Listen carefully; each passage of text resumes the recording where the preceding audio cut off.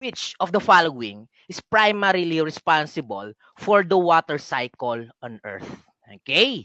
Which of the following is primarily responsible for the water cycle on Earth? Is it A, photosynthesis, B, sun's energy, C, the Earth's tilt, or letter D, wind patterns? Okay, primarily responsible for the water cycle on Earth. This is letter B. The sun's energy. Because of the sun, magkakaroon tayo ng evaporation. Very good. Sabi ni Sir Darrell dito, hindi ako nakakaano, ano tawag natin dito, nakaka-flash. Paano ba mag-flash dito?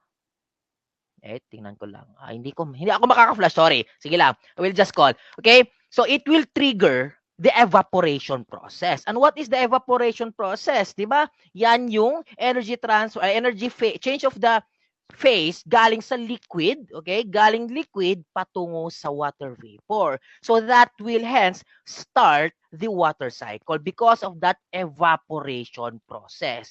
Ang sinong punot dulo dyan? Dahil yan kay sun. Okay? Dahil kay sun.